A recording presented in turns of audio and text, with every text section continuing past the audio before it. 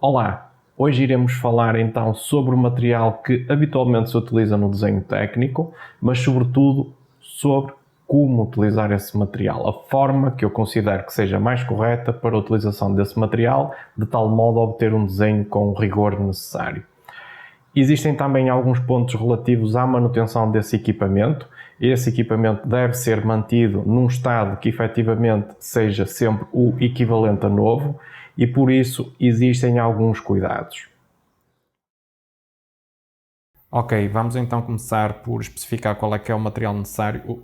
A folha deve ser uma folha branca, o papel deve ser um papel IOR, com alguma gramagem, preferencialmente superior a 80 gramas, que 80 gramas já será o mínimo dos mínimos. Devem sempre usar várias folhas, e quando eu digo várias folhas, não digo 10, 15, mas 3, 4, 5 folhas por baixo. Vamos já ver porquê, porque isso tem um papel importante, sobretudo quando se está a traçar com o compasso, é necessário ter aqui alguma zona almofadada, para que depois o compasso não tenda a fugir. Relativamente ao papel, não há muito a dizer. Existe outro tipo de papel. Efetivamente, para fazer esboços pode ser usado um papel com uma gramagem diferente, porque para o esboço qualquer coisa acaba por servir, até um papel qualquer que já tenham utilizado e que efetivamente serve apenas e só para o rascunho. Blocos como este são tipicamente usados para a criação de esboços e às vezes até para estruturar algumas ideias, mas mais a nível de projeto, porque a nível de aprendizagem de projeções não faz especial sentido sequer guardar os esboços que se vão fazendo. Depois, relativamente ao material de escrita, eu aconselharia a utilização única apenas e só do lápis ou lapiseiras. Isto porquê? Porque a escrita, a tinta, não irá permitir qualquer tipo de erro. Não é que seja impossível de apagar, mas implicaria a utilização de um papel específico, de uma tinta específica e depois para apagar seria necessário raspar o papel para que a tinta saísse. Hoje em dia não faz sentido, ou seja, isso faria sentido sim se estivéssemos a pensar fazer um desenho já definitivo, um desenho que seria guardado no arquivo e assim um desenho que seria feito em tinta. Hoje em dia, como disse, não faz muito sentido, dado que eventualmente o desenho será feito num sistema CAD e por essa razão o próprio sistema CAD irá guardar o desenho em versão digital. Assim, relativamente ao material de escrita para a aprendizagem de desenho técnico, como eu disse, lápis, preferencialmente um porta-minas, a mina de 0,5. Esta mina deve estar acompanhada até à extremidade através de um sistema tubular, idêntico a este que aqui conseguem ver. Caso isto não seja assim, o que vai acontecer é que iremos ter aqui um ajuste que acabará por ser um ajuste cônico, idêntico a este que eu agora acabei de fazer, ou seja, não existindo a tal extensão. O que vai acontecer é que quando encostarem à régua, na prática vão encostar aqui esta zona cónica, isso é indesejável, ou seja, o que interessa é que seja mesmo a mina a encostar ali à zona da aresta da régua e não esta ponta cónica, porque irá criar erros. Vocês acham que estão a traçar num determinado ponto e na realidade estão a traçar 1 milímetro ou 1,5 milímetro acima, vai depender também da posição, não é? Se traçarem assim vão conseguir, mas se estiverem a traçar assim ou assim, o que vai acontecer é que este efeito cónico, ao encostar a régua, vai afastar a mina da régua e isso não é de todo o mais indicado. Como disse, e falando aqui da utilização das canetas ou dos porta-minas, este tipo de porta-minas, neste caso, apresenta algumas especificidades. Este, por exemplo, como vocês viram, tem a possibilidade de afinar a altura que esta extensão se coloca. Isto só demonstra a importância deste elemento aqui, ok? Ou seja, lapiseiras ou porta-minas que não tenham isto não faz sentido. Esta também tem esse efeito, ok? Também permite um ajuste, como estão a ver, ou seja, sem extensão e com extensão. Neste caso, esta marca que é a Orto, que é uma empresa japonesa, permite muitas configurações, inclusivamente até permite afinar o quanto é que sai de mina a cada clique que faço aqui. Pronto, relativamente às minas, já que estamos a falar delas, o ideal é usar minas que não sejam muito duras nem muito macias, eu diria meio, ou seja, estamos a falar numa mina HB, que é precisamente as minas que eu tenho aqui configuradas. Reparem, esta refere HB e esta também refere HB. Isto não é mais do que um mostrador, não tem nada, não é qualquer processo que se desenrole de forma automática. E de facto, o elemento seguinte que tem muita importância é a régua. Existem várias, existe este tipo de esquadro, muito conhecido, há quem lhe chama isto, de facto isto é a marca. Eu não sei se foram eles que criaram esta configuração, provavelmente terão sido. Existem réguas normais, desaconselho, existem réguas em T que permitem ajustar aqui e criar sempre uma esquadria, que, ok, são de facto interessantes, mas são bastante grandes. Existem depois pranchetas que já incluem réguas que permitem obter esquadrias de forma rápida, inclusivamente alguns até trazem goniómetro e trazem uma versão pequenina deste esquadro. Bastante interessante, mas lá está, mais dispendioso e efetivamente para quem está a aprender não faz muito sentido gastar assim tanto dinheiro. E é algo que vai ocupar um volume grande, porque se trata de um objeto que vem numa pasta e habitualmente são A3. Logo estamos a falar em algo que não é facilmente transportável. Como é que isto é utilizado? Qual é a vantagem disto relativamente, por exemplo, a uma régua? A facilidade com que vocês podem criar aqui esquadrias é de facto muito, muito grande. Reparem que eu posso alinhar aqui nesta zona com estas arestas. Reparem que nós temos aqui uma série de arestas na vertical. De facto temos arestas 10 em 10 mm e temos também arestas na horizontal, ou seja, criando aqui uma quadrícula de 10 mm. Reparem que outra coisa que contém é um transferidor. Este transferidor propaga os ângulos até às extremidades do esquadro. Okay? Se quiserem 45 graus, está aqui o complementar 135, podemos puxar para ali. Reparem que nós temos aqui o complementar 130, 135, 140 e depois temos o 50. E aqui será o 45 e aqui será o 40. Se perguntarem para que é que servem aqui estes elementos são ângulos auxiliares que eventualmente podem ser usados tanto para a criação de axonometrias, mas também e não só para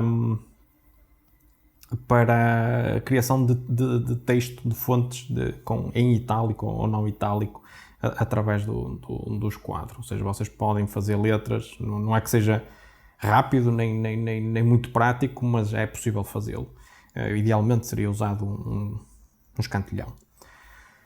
Como eu estava a dizer, de facto, esta quadrícula permite-vos fazer alinhar, por exemplo, com uma aresta da folha e assim obter uma paralela ou uma perpendicular à aresta da folha, que é sempre o que habitualmente se pretende. Outra coisa é que este esquadro, efetivamente, ocupa e permite fazer uma traçagem numa folha A4 em toda a extensão, dado que ele tem 300 mm de ponta a ponta. Reparem que o zero está a meio, o que é muito bom para fazer elementos simétricos. Ok, vocês têm 0, 150, 0, 150, o que faz os tais 300 mm. E basicamente é isto, ou seja, eu posso me estar a esquecer de alguma coisa, mas em linhas gerais temos é isto. Eu vou mostrar aqui a criação de uma linha, vamos usar o nosso lápis 05 e vamos supor que queremos fazer uma linha a 90 mm da aresta da folha, ok? E que terá 50, ou seja, 90 daqui e 50 depois de delta de comprimento. Aqui temos a nossa linha com 50 perfeitamente perpendicular à aresta da folha. Okay? Foi fácil. Se pretender uma linha com 20 e a 35 mm desta linha, também é fácil. O que faço?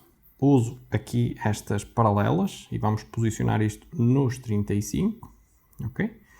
Aí está, 35. Eu estou também a posicionar o 0 a coincidir com o início daquela linha da que fiz. E agora faço uma linha com 20. E ao fazer isto, e reparem já agora a utilização aqui do lápis, o lápis encosta bem à aresta do esquadro.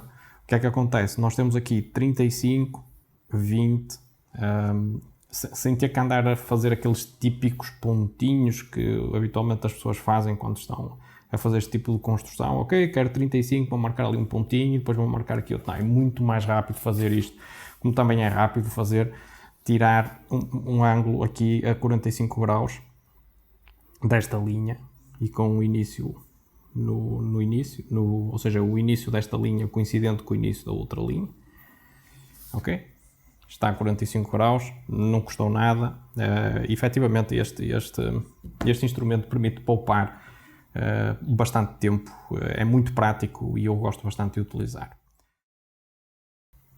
Outras coisas mais mundanas, mais simples, a simples borracha. Reparem, a minha borracha é uma borracha preta, uma borracha extremamente macia, específica para apanhar grafite. No caso desta borracha, ela apaga bastante bem e deixa pouco resíduo depois de apagar, ok? É uma borracha, não é muito fácil de encontrar, ok? Este tipo de borracha não é muito fácil de encontrar. É fácil de encontrar a branca, mas esta aqui nem sempre aparece. Eu depois deixarei uma descrição em baixo para quem estiver interessado em comprar. É uma borracha plástica. Ela desgasta-se com alguma facilidade. Ela eventualmente aqui nesta extremidade acabará por ficar toda ela arredondada, o que me vai dificultar aqui algumas situações de apagar elementos mais delicados. Vamos imaginar que vocês têm aqui uma aresta e pretendem apagar esta aresta. Reparem que nesta zona que já está desgastada é fácil de apagar outra coisa que não isto. Perdemos então aqui um bocadinho de precisão. O que é que as pessoas habitualmente fazem? Vão rodando até ao ponto em que isto vai ficar tudo bastante rombo. Por isso, lembrem-se que a borracha tem dois lados, ou seja, não desgastem completamente os dois lados. Este lado fica para apagar detalhes e este lado fica para apagar coisas maiores. Pronto, é algo que se devem lembrar. Outra coisa é como apagar. Como é que se apaga? Habitualmente as pessoas apagam nos dois sentidos, ok? Vão esfregando a borracha no papel. Não, deve-se apagar só num sentido. Desta forma, o desenho mantém-se sempre limpo e não criam aquele efeito nebuloso que às vezes aparece nos desenhos, que as pessoas apagam tantas vezes e depois com a própria gordura e umidade das mãos vai fazendo aqui um efeito nebuloso. Se apagarem sempre ao mesmo lado, ou seja, carregam, levantam, carregam, levantam, carregam, levantam, isto é uma questão de prática, o desenho acaba sempre por ficar mais limpo. Outra situação que eu queria também referir é numa situação em que tem um pequeno elemento, se esfregarem, ou seja, se fizerem pressão para os dois lados, tudo bem. Agora, quando estão a apagar coisas com uma extensão muito grande, ou seja, a apagar grandes zonas do desenho, evitem esfregar a borracha. O ideal é nunca esfregar, mesmo nas situações pequenas, mas tudo bem. Para pormenores, existem borrachas como esta. Isto acaba por ser uma borracha parecida com um X-Acto, ok? Esta borracha, efetivamente, também é uma borracha plástica, permite apagar pormenores e tem uma vantagem. Como é tão fina, estas borrachas duram bastante tempo, são um bocado dura. Mas como é tão fina, permite-me sempre ter arestas para poder apagar corretamente o que quer que seja. Isto tem recargas e de facto é um complemento a esta. Eu também vou colocar o link na descrição para quem estiver interessado em adquirir a borracha. Mais, compasso. Relativamente aos compassos, eles existem para todos os sabores na prática, não é? Ou seja, existem tantas variações. Eu trouxe aqui 3 e vou começar por este. Mas antes de mostrar a utilização do compasso e antes de falar sobre este compasso, que inclusivamente falei no vídeo anterior, sugiro que quem não viu que veja o vídeo anterior, porque efetivamente mostra aqui a descrição do funcionamento deste compasso. Quando se pretende fazer um arco ou uma circunferência, a primeira coisa a fazer é de facto uma marca de centro. Okay? E o que é a marca de centro? O que é que vai permitir fazer? Vai permitir fazer aquilo que o próprio nome indica, definir o centro. E nós, para definirmos um centro de um arco, o que é que temos? Precisamos de um ponto. E um ponto é definido através o cruzamento de duas linhas. E não um ponto que tipicamente se vê a fazer, que é basicamente uma circunferência e depois a cheio por dentro. Isto aqui tem uma quantidade enorme de pontos. Mesmo assim é difícil de acertar e é difícil de visualizar que efetivamente está ali um ponto. Eu marquei ali um ponto e às tantas vocês nem sequer conseguem ver. No entanto, um ponto é definido pelo cruzamento de dois segmentos de reta ou duas linhas. O cruzamento define um ponto. Isto é um ponto que está perfeitamente visível. Podem perguntar, e porquê é que tem aqui as linhas a traço misto tão grandes? Porquê? Porque isto não serve apenas e só para definir o centro do nosso arco ou circunferência, serve para definir o raio. Vamos imaginar que queremos fazer um raio de 20 mm, eu marco imediatamente aqui o ponto onde vou colocar a ponta do compasso, aqui fica a ponta seca e aqui vai ficar a zona onde está a grafite, ou seja, vou começar a traçar. E para além disso, eu posso não querer a circunferência completa, mas posso querer uma circunferência apenas e só a 90 graus, a 180, a 270, ou 360 no caso da circunferência e não arco.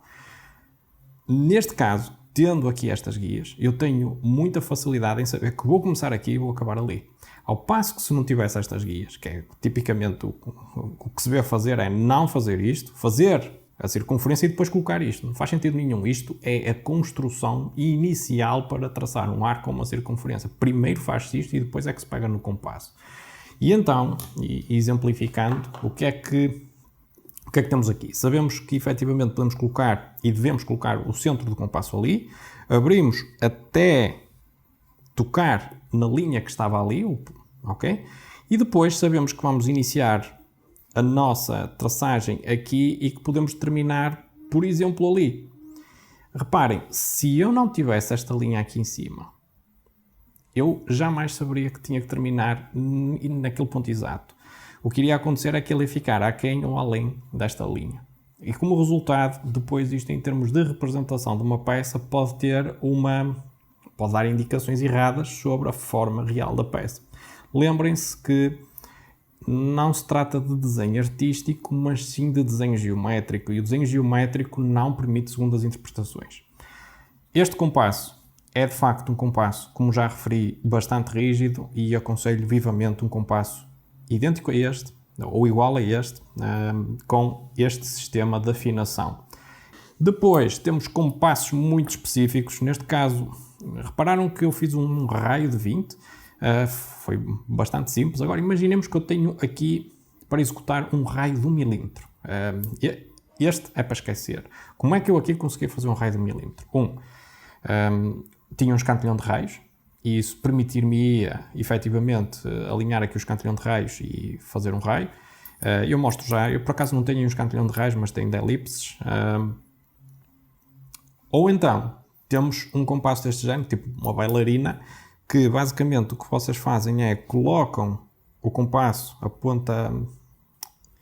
ponta seca no centro e depois rodam o compasso de tal forma a que ele trace o arco. Isto permite efetivamente arcos ou raios extremamente pequenos. Tão pequenos que podemos começar a considerar que se tratam de pontos, ok? Temos aqui um que basicamente terá, olhem, um raio de 1 milímetro talvez. Depois, existem compassos mais pequenos, idêntico a este, ok? Este permite uma abertura maior e por isso provavelmente este modelo terá mais folgas. Este aqui é um modelo que eventualmente irá oferecer maior precisão. E depois existem com diferentes tamanhos. Isto, claro, vai depender do tamanho típico da abertura que se pretenda fazer. Neste caso, isto permite uma abertura muito grande, que no caso num desenho que se faça numa folha A4 ou até mesmo A3, isto é bastante. E este aqui nunca irá permitir, até porque nem sequer tem aquelas patilhas. Isto irá permitir uma abertura francamente pequena, mas é um compasso que efetivamente também é bastante utilizado. Há momentos falei de um escantilhão. Isto é um escantilhão. Neste caso, está nesta, deixem ver onde é que estão. Ok, é deste lado. Assim aqui é. E eventualmente virado para aqui. Para ficarmos aqui com as letras direitinhas. Pronto, o que é um escantilhão de raios? Neste caso não é de raios, ok? Temos aqui um escantilhão para elipses, no caso de um determinado tipo de perspectiva. E o escantilhão de raios basicamente é igual, a não ser que a única diferença que vocês notam é que efetivamente aqui tem circunferências e tem aqui uma série de circunferências. Isto permite trabalhar efetivamente de forma bastante rápida. Ele, não sei se será perceptível para vocês, mas ele tem aqui os centros, né? Está cá, aqui está o diâmetro menor da circunferência da elipse e o diâmetro maior da elipse, para que se possam alinhar com o quê? Com as marcas de centro. Mais uma vez, as marcas de centro são críticas. Eu estou a alinhar perfeitamente com esta marca de centro. Vamos escolher aqui uma que coincida. Será a próxima. Uma coisa importante é ter sempre a área de desenho desimpedida. No entanto, eu tenho aqui, né, por acaso não tenho nada coincida com esta, mas vamos alinhar. É relativamente fácil de alinhar. Ela tem estes pés que estão espalhados por todo o lado, e que servem para que, quando se está a trabalhar com tinta, a tinta depois não se infiltre por baixo do escantilhão e depois, ao retirar o escantilhão, suja o desenho todo. Pronto, e o que nós temos é só que fazer isto. Isto é excelente porque efetivamente nos permite fazer um traço com bastante facilidade e segurança. Algo que numa situação na situação do compasso às vezes não é muito fácil. O que eu aconselho é, na situação do compasso, para quem tiver essa possibilidade, eu por acaso tenho acessório e não a mostrei, trata-se de um acessório que vocês colocam aqui, na zona da grafite, tiram isto e depois permite colocar a vossa lapiseira. Isso é muito bom, porquê? Porque depois o traço fica todo ele com a mesma tonalidade, a mesma espessura, mesmo carregam mais ou menos, fazem exatamente igual. O que acontece é que muitas vezes as minas que são fornecidas com os compassos são extremamente duras, para que durem bastante tempo, e o traço de compasso fica sempre bastante mais claro do que o traço feito com lápis. Isso não é bom, ou seja, vocês mais à frente eu vou explicar isso. As arestas visíveis são definidas de uma determinada forma. Elas são traço contínuo, traço grosso, ok? Contínuo e grosso. As arestas invisíveis será traço interrompido e afino, e interessa que haja uma distinção. O que é que acontece? Acontece é que por vezes vocês têm arestas visíveis, que são arcos, e porque são feitos com o compasso, o que vai acontecer é que vocês vão ter uma aresta visível que vem, por exemplo, da realização aqui com um segmento reta, e depois, quando chegam à fase em que têm que traçar o arco, que vai ser obviamente realizado aqui com o compasso, o que acontece é que o traço fica muito mais fino. Não é que seja mais fino, o traço fica diferente do resto do desenho. Isso é mau, ok? O ideal é que efetivamente o traço seja idêntico em todo o desenho. Arestas visíveis são arestas visíveis e deviam ficar iguais, tanto sendo elas segmentos de reta como sendo arcos. Devia ser tudo igual. Isto assim estaria ok, como estava anteriormente, não.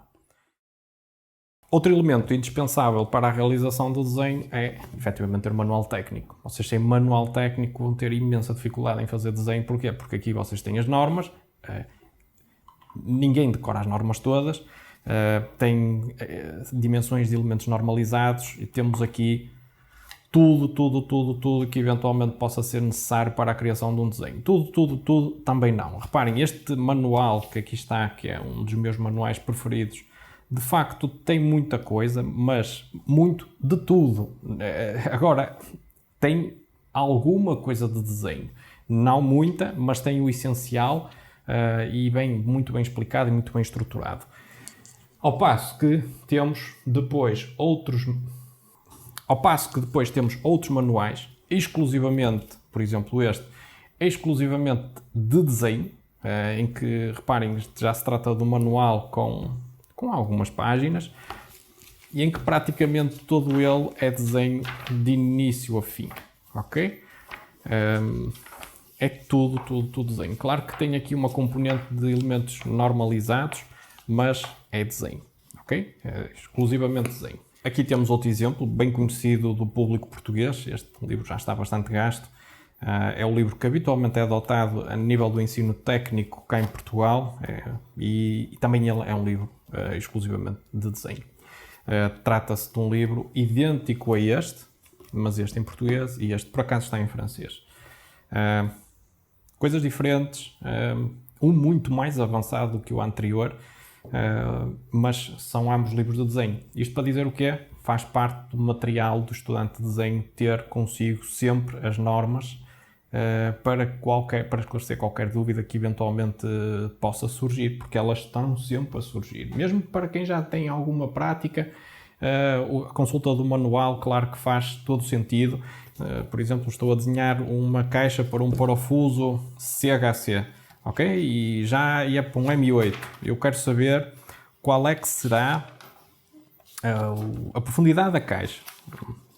Estava aqui a divagar um bocado e pronto, o que é que tenho que consultar uma tabela, como é óbvio, ou seja, ninguém sabe as tabelas todas de cor e eu consigo verificar que aqui temos a altura que é 1,1 vezes o K. Okay? O que é o K? Vamos ter que ir à tabela do parafuso e lá vai dizer que o K, no caso do M8, é 8. Quer dizer que aqui nós teríamos 8.8 em termos de profundidade da caixa. E reparem, se eu consultar a página onde esse parafuso está, que será este, ok?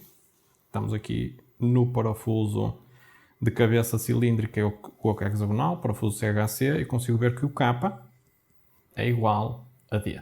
Okay? Em que D, neste caso, é o diâmetro do parafuso, M8. Pronto. Isto são questões mais técnicas e que neste momento não são para aqui chamadas, mas de facto mostram bem a importância que o livro de desenho, o manual técnico, ou se lhe quiserem chamar o livro de normas, efetivamente tem, porque efetivamente tem uma importância muito grande. E assim chegamos ao final deste vídeo. Espero que tenham gostado, mas sobretudo que vos tenha sido útil. Se efetivamente querem receber uma notificação sempre que um novo vídeo seja colocado, então subscrevam. Desse modo estarão a ajudar o canal a crescer e isso de facto é muito importante. Muito obrigado e até um próximo vídeo.